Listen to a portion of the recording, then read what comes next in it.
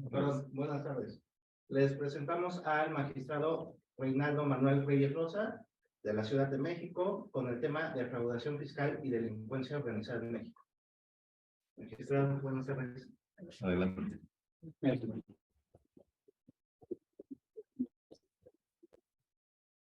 Muy buenas tardes. Antes que nada, agradezco la presencia de todos ustedes, pero sobre todo a todas las personas que hicieron posible este amigable encuentro, al Centro Universitario de Estudios Jurídicos, mi estimadísimo Juan Ravidrana y todos aquellos que pusieron su grano de arena al Colegio Nacional de Profesionistas de posgrado en Derecho, y pues también a los altos mandos de mi casa, porque me dieron licencia para estar aquí con ustedes.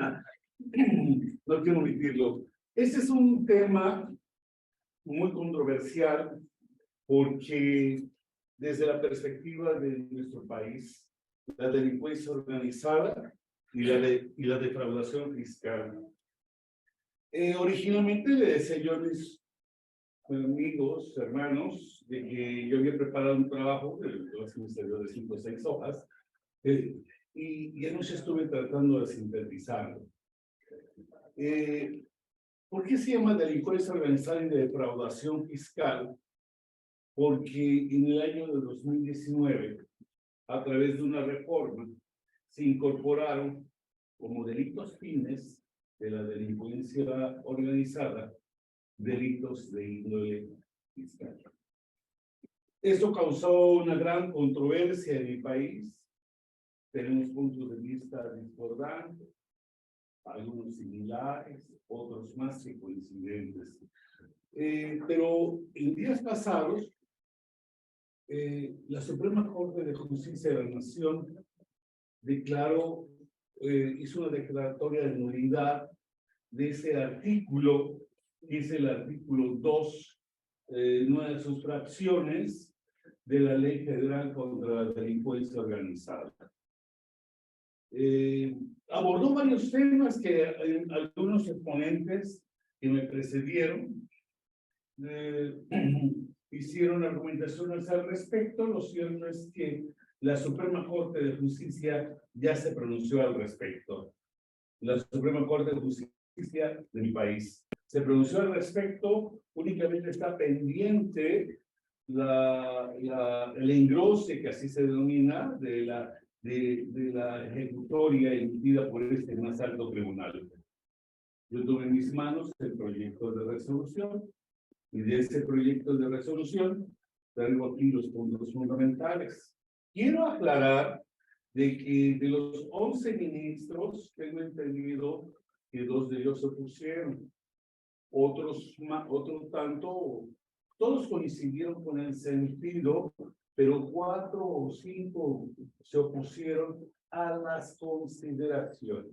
Es decir, llegaron a la misma determinación de que la disposición era inválida, pero llegaron a través de otros caminos. Yo tomé el camino del ministro ponente, del señor ministro Luis María, que fue presidente de la Suprema Corte de Justicia, y lo traigo en síntesis aquí a ustedes para que, como juristas estudiosos del derecho, hagan su propia reflexión y comparativa con los otros sistemas penales. Los puntos relevantes los circunscribí en 3. 1. Análisis de la inclusión de delitos fiscales como parte del catálogo de delitos fin de delincuencia organizada. 2. Defraudación fiscal. Y si me da tiempo, temas colaterales en relación con la concepción del delito fiscal y sobre todo defraudación fiscal equiparada. En nuestro México, nuestro controversial México, que no acaba, es un país de una población heterogénea con una problemática muy particular, donde creo que muchos a veces cometemos el error de partir de consideraciones de comparativas, cuando en nuestro país tenemos instituciones, graves problemas pero instituciones que pueden hacer frente de una manera muy diferente a como sucede en otros países. Tenemos hay una patología de legislativismo. Todos queremos legislar. Y tomamos instituciones de Colombia, de Chile, de España, de fin, y las incorporamos a vientos anglosajones que llegan a nuestro territorio y establecen ciertos parámetros, ciertas regulaciones, y que chocan simplemente a veces con la idiosincrasia mexicana, que es variada inclusive. En nuestro México, el pasado 24 de noviembre de 2022, el Pleno de la Suprema Corte de Justicia de la Nación resolvió la acción de inconstitucionalidad 130 y su acumulada 136/2019. Me detengo ahí. La acción de inconstitucionalidad es un medio de control constitucional. No es un juicio de amparo. Es una forma de controlar los actos que son contrarios a la Constitución. Y en tratándose de normas legitimado para ejercer esa acción de inconstitucionalidad, es un mínimo de legisladores. Llega a la Suprema Corte de Justicia y la Suprema Corte de Justicia, como máximo intérprete de nuestra Constitución, es el que como fiel de la balanza a través de una mayoría calificada de 8 votos, puede establecerse la invalidez de algún precepto que fuere contrario a la norma constitucional y, como vamos a ver, también contrario a los tratados internacionales, de los que México fuere parte, y que haya una conformidad de derechos humanos de esos tratados con la Constitución. Es un tema complejo, pero ahí vamos. Ese 24 de noviembre, como dije, el Pleno de la Suprema Corte de Justicia resuelve esa acción de constitucionalidad. En realidad son dos. En la que, entre otras cosas, declaró la invalidez del artículo 2, párrafo primero, y aquí están las fracciones. 8 bis, 8 ter. ¿De qué ley? De la Ley Federal contra la Delincuencia Organizada por establecer la posibilidad de sancionar los delitos fiscales con un tipo autónomo de delincuencia organizada. ¿A qué se refiere esto? Ese análisis que hace la Corte es porque el legislador federal establece la posibilidad, analiza el fenómeno social de delincuencia organizada y dice, la delincuencia organizada puede cometer delitos fiscales. ¿Sí? ¿Es válida la inclusión de ilícitos fiscales en el catálogo de delitos fin de la delincuencia organizada? La respuesta del proyecto es no, no es válida. Y hace un ejercicio muy interesante el señor ministro de la Suprema Corte de Justicia de la Nación. El artículo 2, este primer párrafo, es el que describe, tipifica, establece ahí qué es la delincuencia organizada. Y dice, cuando 3 o más personas se organicen de hecho. Aquí hubo una reforma porque acuerden organizarse de hecho, y el legislador dijo, para efectos procesales, acreditar haber acordado los hechos pretéritos solamente que se prorrogue el hecho en su actualidad, podemos constatarlo. Por eso es la existencia del testimonio.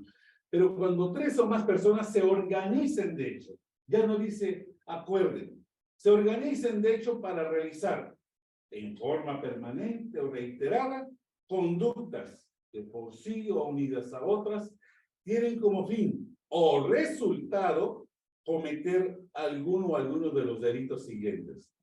Serán sancionadas por ese todo hecho como miembros de la delincuencia organizada. Y el legislador mexicano nos dice que esas 3 personas o más unidas que se organizan de hecho para realizar permanente o forma reiterada delitos fiscales, serán miembros, serán consideradas por ese mismo hecho como miembros de la delincuencia organizada.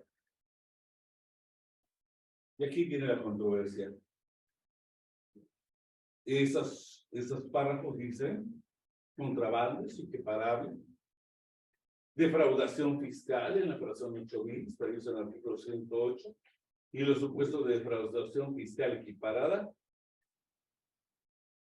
Cuando el monto aquí se relevante el monto, lo importante es que lo están incorporando como fines de la delincuencia organizada. El artículo 113 bis del Código Fiscal de la Federación, cuando las cifras, cantidad o valor de los comprobantes fiscales que amparan operaciones inexistentes, pagos o actos jurídicos simulados, etcétera, superan, etc. Son pautas técnicas. Aquí el meollo del asunto es que la delincuencia organizada puede tener finalidad de cometer delitos fiscales, la inclusión legislativa desde el punto de vista jurídico, la respuesta fue no. La regulación sobre la delincuencia organizada, compañeros, se gesta a partir del interés internacional en el siglo pasado, un interés internacional para combatir los fenómenos delictivos relacionados con el empleo de estupefacientes y psicotrópicos, cuyos efectos nocivos empezaron a trascender hasta entonces las fronteras del país. Cuando yo era estudiante de la universidad en la década de los 80 en el estado de Veracruz, cuando ingresé al Poder Judicial de la Federación en un tribunal colegiado, en los 2 años aproximadamente que estuve, un solo delito contra la salud no tuvimos. Yo era joven, decía, pues en mi estado, pues nadie contiene psicotrópicos, estupefacientes, pura cerveza, Coca-Cola, etcétera, y nada. En la vida me llevó al oeste del territorio nacional, a Michoacán, y estaba infestado de ellos. Esa es una realidad preocupante que deben saber, energéticamente hablando, que construyen, edifican, o como puede llamarse desde el punto de ingeniería, un túnel de 1,5 kilómetros, que da exactamente a un baño para que un personaje egrese y pueda fugarse. Eso es preocupante. No sé si en España haya sucedido, ¿verdad? Pero la historia marca que no. Eso es muy preocupante, demasiado preocupante. Pero en el siglo pasado empezó esta preocupación, como que el delito contra la salud en sus modalidades de posesión, comercio, tráfico, introducción, exportación, empezó a crecer esta variedad. ¿Por qué? Es productivo. Y desde entonces, el legislador analizó ese fenómeno social y eligió tipos penales para castigarlos. Uno de los primeros esfuerzos, cuando empezó a ser transnacional, pues se concretó en la Convención de las Naciones Unidas contra el Tráfico Ilícito de Estupefacientes y Sustancias Psicotrópicas, adoptada el 20 de diciembre del 88 en Piedra. Yo soy muy renuente a aprenderme esas letanías, son más largas que el Padre Nuestro. Y aquí dice, así, la delincuencia organizada, como les decía a ustedes, pasó, como fenómeno social, pasó al terreno de su regulación normativa. Y fue evolucionando. Ha llegado hasta concebirse no solo como un delito en sí mismo. La delincuencia organizada es un delito no tan solo en sí mismo. Dice aquí en los párrafos anteriores, tienen como fin. Basta que exista una organización que tenga fines delictivos. O bien como resultado, que alcance el resultado. Y entonces esto, por eso el delito contra la delincuencia organizada es un delito en sí mismo. En realidad le es indiferente si los fines se cometen o no, se alcanzan a cometerse o no. De tal manera que se actualiza por el solo hecho de demostrar la existencia de la organización. independientemente de que se hubieran alcanzado o no los fines propuestos. Una de las características de la delincuencia organizada que surge del manejo de delitos contra la salud, eso es una realidad, grupos, de repente fue mutando y se convirtieron en delincuencias organizadas. ¿Para qué? Para alcanzar la privación ilegal de libertad, llámese secuestro de personas, por una razón fundamental: alcanzar u obtener un rescate. Tan solo en el Estado de México, yo fui magistrado de la parte del Estado de México. El Estado de México comprende la Ciudad de México, o sea, alrededor. La Ciudad de México, por la zona conurbada, tiene 23 millones de personas.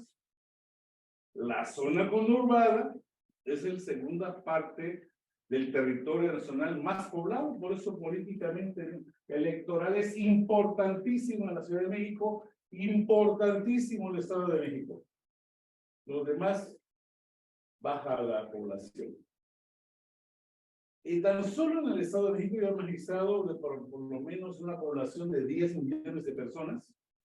Era un solo tribunal unitario, 6, 7 juzgados de distrito, y un compañero y yo contamos. En el Estado de México, 42 grupos delictivos de delincuencia organizada, que entre sus fines era la privación ilegal de la libertad. Y eran grupos enormes. Entonces detienen, la problemática es que detienen a un sujeto, lo tienen que incorporar a un centro de reclusión, detienen a otro sujeto, a otro, porque si los detienen a los 8, 9 o 10 en solo centro de reclusión, pues simplemente le van a dar casa a esa delincuencia organizada. Entonces es un problema enorme, enorme. Es de verdad, cuando yo escucho a los teóricos, a los políticos, a los legisladores, les digo: vengas a sentar aquí y procuren dictar una sentencia, donde se tenga que juzgar a una delincuencia organizada, tan solo a uno de sus miembros. ¿Sí? Vean, ya saben, 40, 50 tomos. Esa es la realidad. Esa es la gran pobreza y la gran preocupación de nuestro país. Esa es una gran preocupación. Pues bien, la delincuencia organizada, cierto es que el legislador tiene la facultad, tiene una atribución. Los servidores públicos no tienen derechos. Muchas veces es que a mí me asiste el derecho. No, señores. Y lo oí por ahí en alguna ocasión en mi país. El legislador, dentro de sus atribuciones y sus facultades, tiene la de definir el catálogo de delitos que se integran con la finalidad, como la finalidad o el resultado del acuerdo u organización. Pero esto no significa que tal órgano posee una facultad absoluta. ¿A qué voy? Una cosa es entender el fenómeno social de la delincuencia organizada y que por su naturaleza jurídica se dedican a delitos contra la salud, al secuestro, al terrorismo, atentan contra la seguridad nacional del Estado. Y otra cosa es inventar delitos. Ese es un problema, por eso utilicé la palabra legislativismo. Pierde seriedad la atribución importantísima del legislador de concretar en una ley que sea reflejo de su realidad social. Y entonces esta facultad se dice que no es ilimitada.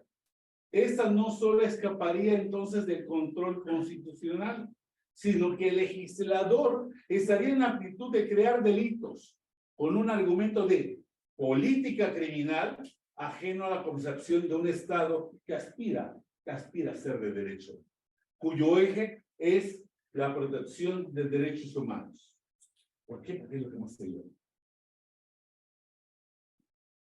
El delito no nace de la concepción aislada del legislador.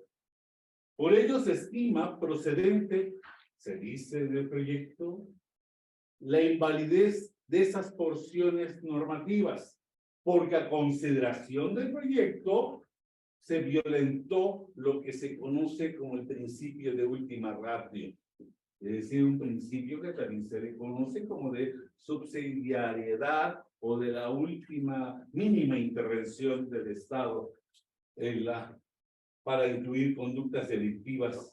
Y dice aquí, cuya gravedad no corresponde con el esquema constitucional de delincuencia organizada. Esto es muy importante. No sabía, no pregunto otra cosa. La última ratio, aquí dice, es un principio, también se le conoce como de subsidiariedad o de mínima intervención del derecho penal, y pondera una característica esencial del poder punitivo. El poder punitivo de un Estado solo puede ser utilizado como el último recurso que se tiene para proteger bienes jurídicos. Y por tanto, el uso debe ser excepcional en el tratamiento de problemas sociales. Por ello, supone un deber de balance en tres fundamentales aspectos. Uno, analizar la gravedad de la conducta.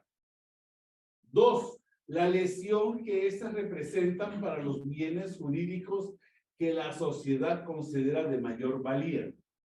Tres, las consecuencias que en la ley se establecen con el objeto de inhibir tales actos y en su caso sancionarlos. Hay una palabra que puede emerger de este tercer elemento, la periodicidad, la frecuencia del delito en la sociedad. La delincuencia organizada, señores, por lo menos en mi país, ha crecido de forma desmesurada. Ese es algo que no podemos desconocer, lo vivimos. Los que vivimos en territorio mexicano en mi país es de una gran preocupación. Han asesinado a jueces, han asesinado a compañeros míos, a toda una familia. Ese es un problema grave. Pero en su quehacer, esa delincuencia debe considerarse que ha alcanzado la realización de delitos fiscales, tales como el contrabando y la defraudación fiscal. Dicho de otro modo, la Comisión de Delitos Fiscales también se ha convertido en uno de los objetivos de la delincuencia organizada. O bien, la última ratio que el Estado tenía para combatir los delitos fiscales era su inclusión como fines de la delincuencia organizada. El Estado no puede combatir la defraudación fiscal, el contrabando, sino con añadidura incorporarlos para hacer más fuerte el poder punitivo, incorporarlo como, tal vez como ocurrencia de la delincuencia organizada. La respuesta que se dé determinará que estemos o no de acuerdo con la reciente determinación de la Suprema Corte de Justicia de la Nación. ¿Por qué?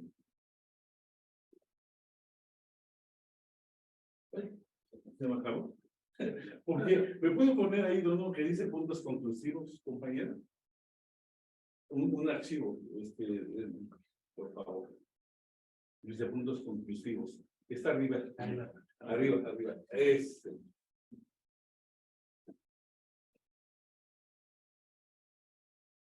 ¿Por qué ese balance del que estaba yo, muchas gracias, que estaba yo tratando de decir, se requiere de un balance para crear una norma, un delito, un balance jurídico que se busca a través del multiplicado principio, que es la consideración de que esta regulación únicamente debe ser aplicable a los actos más reprobables de un crimen organizado que cuenta con una estructura que atenta contra la paz social, la seguridad del Estado y los bienes más sensibles. 2. El legislador incurrió en una regulación desmedida al incluirlos dentro del régimen extraordinario sin que en sí mismos constituyan conductas de una gravedad tal que requiera utilizar toda la fuerza del Estado.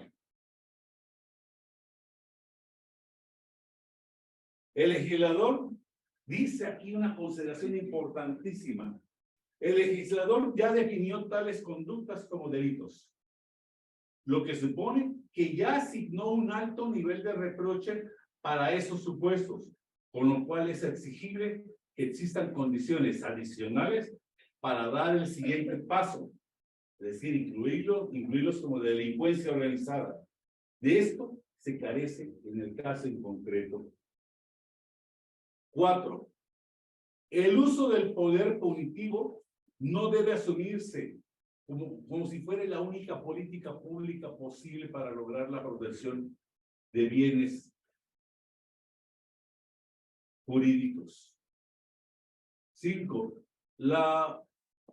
Los delitos fiscales tienen el propósito de proteger la hacienda pública, pero no constituyen conductas ilícitas de tal gravedad que atenten contra la vigencia misma del Estado. Y por eso el tema voy a ir más adelante, porque hay una argumentación muy importante. En nuestro país existe un mercado organizado de operaciones simuladas que es utilizado en distintos niveles de delincuencia, susceptible de dañar millonariamente al fisco federal y que según el reporte del Grupo de Acción Financiera de Latinoamérica, GAFILAT, tan solo en diciembre de 2015, el Servicio de Administración Tributaria publicó datos relacionados con operaciones inexistentes y que esas publicaciones reportó ingresos inexistentes que superaron los 3.448 millones de pesos. Es cierto que utilicé el proyecto, que esa cantidad, como posible monto lesionado al erario, es una cantidad y señala que es en abstracto, pero es relevante. Sin embargo, tal cifra debe verse en perspectiva de la expectativa total que la autoridad sanitaria pretende recaudar, porque es enorme la cantidad de la que recauda el Estado en cada ejercicio fiscal. Lo dejo a la ponderación, cada quien tiene un criterio. Es importante para nuestro país acabar con altos grados de corrupción. Es un acto desesperado, lo entiendo, de poder combatir todos los puntos finos, los puntos menos observables. Todo es un problema, pero es un gran esfuerzo del Estado mexicano y yo me sumo a ello desde mi trinchera como legislador. Yo quisiera decirles al último que existió un poeta de Salamanca que llegó a tierras de México, proveniente de la década de los 30, una década importantísima en esta gran madre patria. Se llamó Pedro Garfias, murió en Monterrey, nació en Salamanca. Y tomé esas palabras para dedicárselas a este gran país. Madrid, déjame mirarte bien, con mis dos ojos abiertos. Madrid de las casas rotas, del corazón entero. Déjame mirarte bien con un mirar largo y lento, que te recorra la piel y te penetre los huesos, que cada herida en tu carne abra una herida en mi pecho, que cada lágrima tuya fluya por mis ojos ciegos. Ciudad abierta a la muerte por la tierra y por el cielo. Déjame mirarte bien, que quiero llevarme dentro para 1000 eternidades tu recuerdo. Caballeros, muchísimas gracias.